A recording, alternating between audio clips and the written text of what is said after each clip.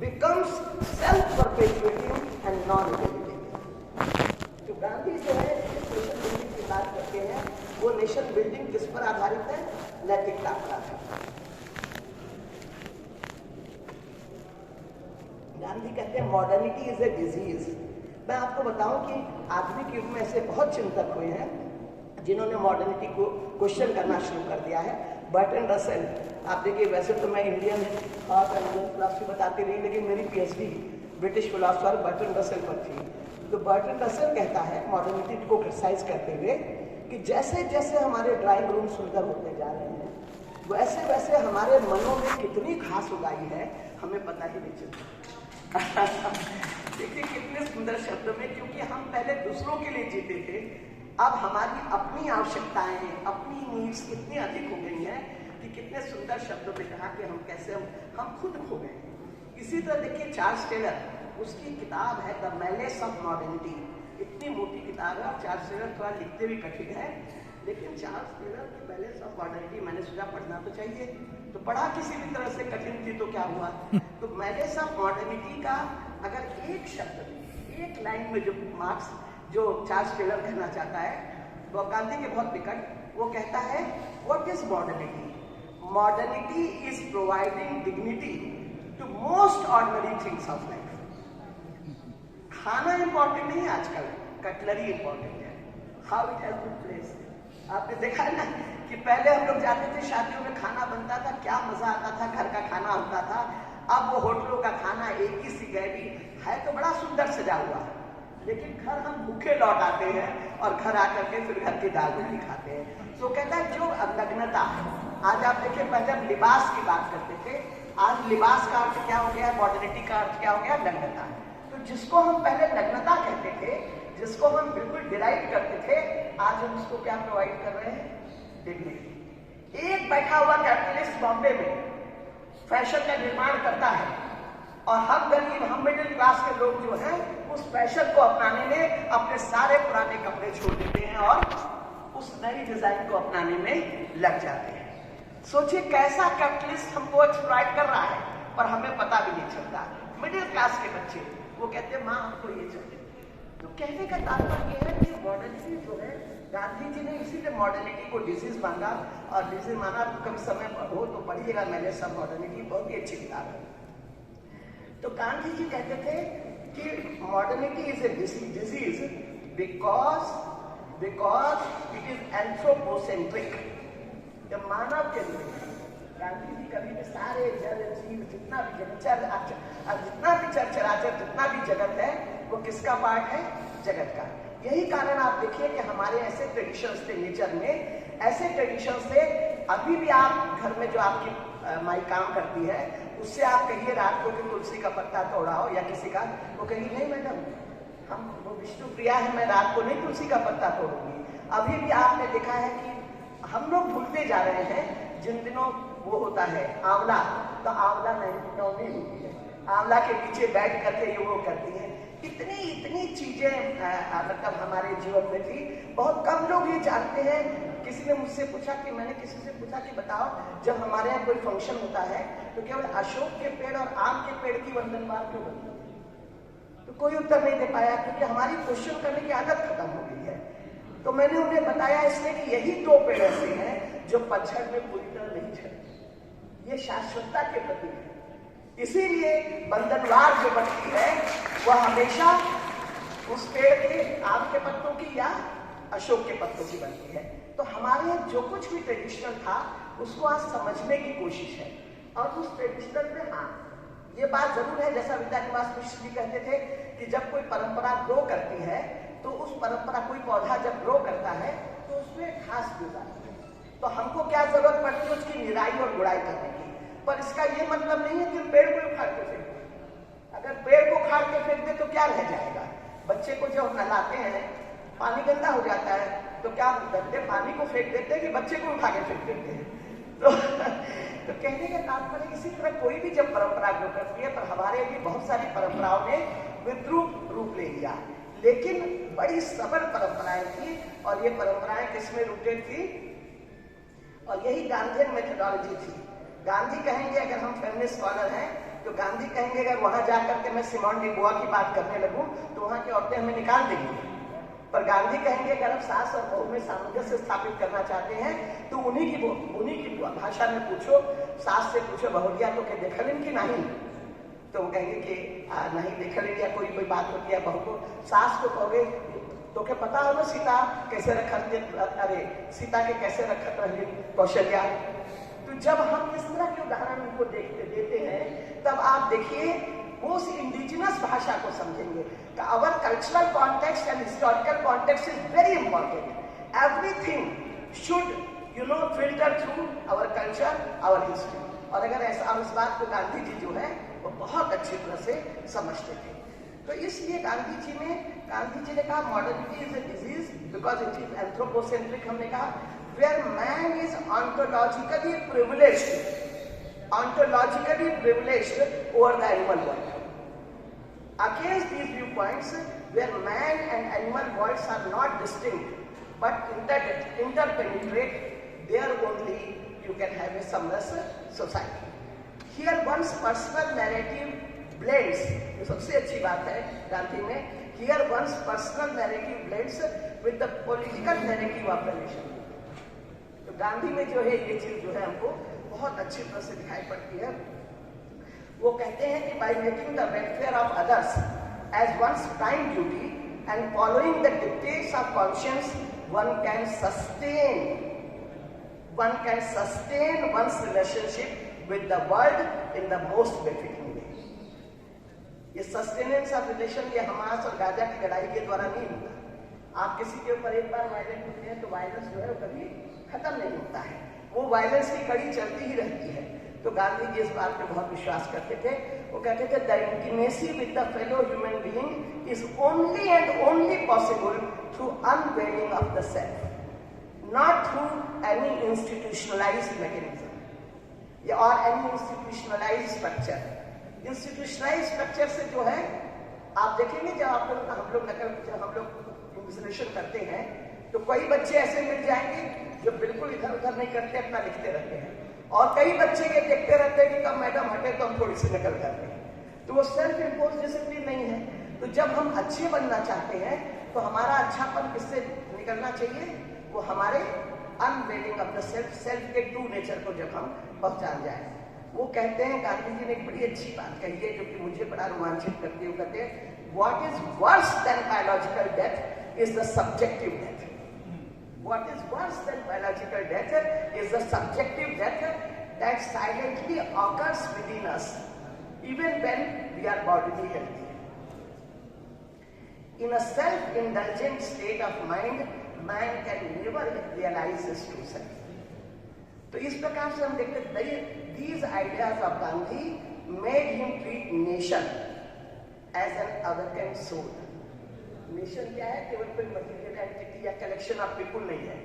Nation कैसा होना चाहिए? It should be an awakened soul. तो कितनी सुंदर उनकी नेशन बिल्डिंग की धारणा है। और इसीलिए हम लोग देखते हैं कि Gandhi we find a radical shift from modern version of autonomous individual who is self seeking and self defined. Gandhi also believes in the autonomous individual, but his autonomous individual can attain autonomy only by serving to others. तो autonomy की बात वो भी करते हैं, पर दोनों का कॉन्सेप्ट ऑटोनॉमी का आप देखिए एक दूसरे से कितना डिफरेंट है। Gandhi also talks of an autonomous individual, but for him the sign of an autonomous human being is his inner enlightenment, by virtue of which he always associates himself with other fellow beings and finds fulfillment of his interest not only in the satisfaction of his fellow beings. For him, individual regeneration and national regeneration constitute one continuum.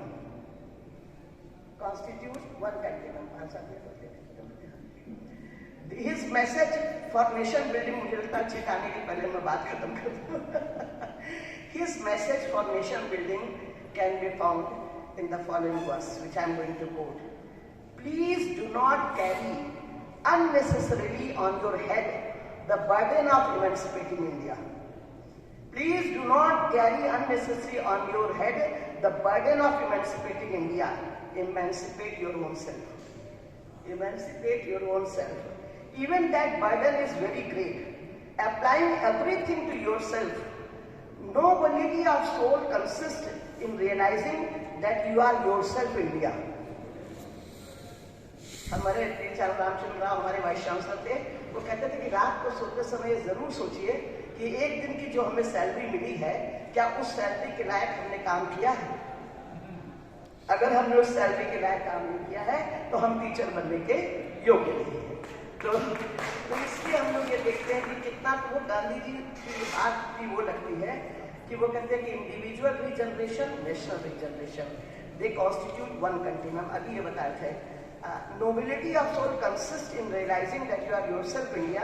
In your emancipation is the emancipation of India. In your all else is make believe. तो गांधी जी देखिए कितना individual immense है। तो हम हर समय दूसरों के सुधारने की बजाय अगर हम अपने आप को सुधार लें, अपने आप को हम बदल लें, तो धीरे धीरे स्वयं की संसार जो है वो बदल जाएगा। इसी प्रकार से आप देखिए कि गांधी की जो फिलॉसफी ऑफ एजुकेशन थी, आज हम उससे कितने दूर होते जा रहे हैं। मैं बहुत कम शब्दों में वो बात कहूंगी। गांधी कहते हैं कि education lies in shaping lives as responsible citizens, जैसा मालवीय जी भी कहते थे। The awakening in any society has been possible only through high standard of education. When he says this, Gandhiji refers to academics that are suffering in closed doors and textbooks that have caught the dust of age-old non-helpful practices. That have caught the dust of, देखिए धूल से भर गया है। An education system cannot make man alien to his surroundings. It must deliver a perfect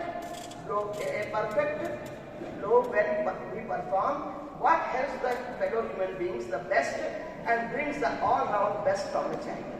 आपको ये बताएं कि यही बात पंडित मदन मोहन मालवीय जी कहा करते थे, और गांधी जी के, क्योंकि मुझे मन कर रहा उस बात को कहने का, गांधी जी कितना वो निर्भीकता कहाँ से आती है, सोल फोर्स से आती है। जब 1916 का हमारा जब इनॉग्रेशन हुआ तो मालवीय जी ने गांधी जी को बुलाया इनॉग्रेट करने के लिए, और वहां मंच पर बैठे हुए थे जो वायसराय थे वो बैठे थे, और दरभंगा के राजा वो हमारे चांसलर थे बीएचयू के, और एक आध दो और बैठे थे। अब गांधी जी खड़े हुए और देखिए हिम्मत, जैसा आप कह रही थी हिम्मत देखिए। हम उस 1916 स्वतंत्रता मिली है 1947 में, उन्होंने खड़े होकर के कहा कि आज जब दरभंगा के महाराज यहाँ बैठे थे तो मुझे ये नहीं लगा कि कोई यूनिवर्सिटी का चांसलर बैठा है, मुझे लगा कि हीरे और मोती की प्रदर्शनी हो रही है, क्योंकि बहुत बड़े बड़े हीरों की माला पहन रखी थी उन्होंने कि हीरे और मोती की प्रदर्शनी हो रही है। अब दरभंगा के राजा नाराज हो गए। फिर उन्होंने वायसराय की तरफ इशारा करके कहा कि मालवीय जी के कहने से मैं यहाँ आ गया, लेकिन यहाँ पर देखा कि इतनी फौज, इतनी सुरक्षा, इतनी वो कि मुझे लग रहा है कहीं काशी हिंदू विश्वविद्यालय में कोई दंगा तो नहीं हो गया। ये वायसराय की तरफ कि कितनी सुरक्षा थी उसके लिए वो हो गया, वायसराय नाराज हो गए। और फिर कहा उन्होंने काशी की जनता को भी नाराज कर दिया। उन्होंने काशी की जनता को कहा, काशी की जनता, तो ये बिल्कुल हिस्टोरिकल डॉक्यूमेंट है, उन्होंने कहा तुम्हें स्वतंत्र होने का कोई अधिकार नहीं। जो जनता बाबा विश्वनाथ को साफ नहीं रख सकती है, उसे जनता को उसे स्वतंत्रता स्वाधीनता पाने का अधिकार है। तो काशी की जनता, मतलब आप निर्भीकता देखिए, कहीं डर नहीं किसी का कुछ भी। अब एनी बेसेंट तो थोड़ा नाराज हुए, ये क्या कर रहे हैं गांधी जी, लेकिन मालवीय जी ने सबको बैठाया कि बैठे गांधी जी ऐसे ही है भाई, गांधी जी अपनी बात कहे बिना नहीं जाएंगे। तो इसलिए हम लोग ये देखते हैं कि कितना, और जब मालवीय जी जब 1942 का आंदोलन हुआ, आप देखिए कितने बड़े लोग थे। हम हमेशा अपनी सभा में उन लोगों को बुलाना चाहेंगे जो हमारी बात को मानते हैं। मालवीय जी 1942 आंदोलन के विरोधी थे, गांधी जी 1942 आंदोलन के सूत्रधार थे और चाहते थे। मालवीय जी ने गांधी जी को बुलाया लेक्चर देने के लिए और बच्चों को बैठाया मालवीय हॉल में, कहा कि देखो मैं चाहता हूं कि तुम लोग गांधी जी को भी सुनो, क्योंकि गांधी जी 1942 का आंदोलन चाहते हैं और मैं 1942 का आंदोलन नहीं चाहता हूं। इसलिए और फिर अपने स्वविवेक से तुम निर्णय लो कि तुम्हें क्या करना चाहिए। आप सोचिए कितनी बड़ी मतलब बात है, कितनी बड़ी धरोहर है। और यही कारण है कि गांधी जी कहा करते थे का कोट बहुत फेमस है। उन्होंने कहा कि जब मैं गोपाल कृष्ण गोखले से मिला तो वो मुझे हिमालय से भी ऊंचे लगे और मुझे लगा मैं उनको नहीं पा सकता। जब मैं लोकमान्य तिलक से मिला तो वो मुझे समुद्र से भी गहरे लगे और मुझे लगा मैं उनकी तह को नहीं छू सकता। पर जब मैं पंडित मदन मोहन मालवीय से मिला तो गंगा की स्फटिक स्वच्छ धारा की तरह इतने निर्मल और इतने शुद्ध लगे कि मुझे लगा कि मैं उनके चरणों में बैठ करके ज्ञान का अवगाहन कर सकता हूँ। ये गांधी जी के मालवीय जी के बारे में विचार थे। याद आ गया प्रसंग, मैं बता रही हूँ कैसी निर्भीकता थी, इसकी बात कर रही थी। और ये निर्भीकता हमारे में कहाँ से आती है? ये निर्भीकता हमारे में आती है जब हम सेल्फ को रियलाइज करते हैं, जब इस कॉन्सेप्ट को, जो गांधी ने जिस कॉन्सेप्ट को कहा है उसको हम लोग जब मानते हैं। मैंने बहुत कुछ इसमें और सारा लिखा है कि कैसे जो क्राइसिस है, एनवायरमेंटल क्राइसिस है, उसके बारे में गांधी का क्या विचार था कि किस प्रकार से, क्योंकि जो चर अचर सबको एक मानेगा तो वो कभी भी उसके ऊपर जो है जुल्म करने का। आज नॉलेज की परिभाषा क्या है वेस्ट में? Knowledge is necessary to attain power. Gandhi ji कहेंगे Vedic concept, knowledge is necessary to attain to realise the self, to self liberation. तो इसीलिए गांधी जी, जैसे मालवीय जी कहा करते थे कि हमारा काम मुंशियों को पैदा करना और ये मैकेनिक्स पैदा करना नहीं है, हमारा काम ऐसे व्यक्तियों को पैदा करना है। और वे गांधी जी ने कहा कि जिनको कि अपने देश पर गर्व हो, अपनी विरासत पर गर्व हो, जो अपनी जमीन से जुड़े रहें और जो वेस्ट को ब्लैंकेटली फॉलो न करें। तो इसलिए हम लोग देखते हैं कि जो गांधी जी, जैसा मैंने शुरू में कहा ईशिता जी की, गांधी जी एक ऐसे महामानव थे। तो ठीक ही कहा था आइंस्टाइन ने कि generations to come will hardly believe that such a man in flesh and blood ever got birth on this earth. तो बात बहुत सच्ची थी। और सबसे बड़ी बात यह है, जैसे विवेकानंद जी के बारे में पढ़ते हैं तो पढ़ते हैं कि बचपन में उनको कभी कभी एकदम ध्यान लग जाता था। गांधी जी बहुत ही साधारण जीवन से, जिन्होंने अपनी ऑटोबायोग्राफी में अपनी सारी गलतियां तक स्वीकार की हैं, लेकिन एक मनुष्य प्रयास के द्वारा कहाँ पहुंच सकता है, किस स्तर तक पहुंच सकता है, इसके लिए गांधी जी हम लोगों के लिए एक बहुत बड़ा उदाहरण है कि हम सब जो है अगर थोड़ा थोड़ा भी उनको फॉलो करने की कोशिश करें तो न केवल हम अपना उत्थान कर सकेंगे, बल्कि हम अपने इस पूरे समाज का, पूरे ग्लोब का, पूरे विश्व का हम जो वो कर सकेंगे। अब विश्व ने समझ लिया है कि न तो लिबरलियन फिलॉसफी से कुछ होने वाला है ना, वो केवल न मार्क्सियन फिलॉसफी से कुछ होने वाला है। अब उनको एक ही और एकमात्र अल्टरनेटिव समझ में आता है, वो है गांधी। तो इन्हीं शब्दों के साथ मैं अपनी वाणी को विराम देना चाहूंगी।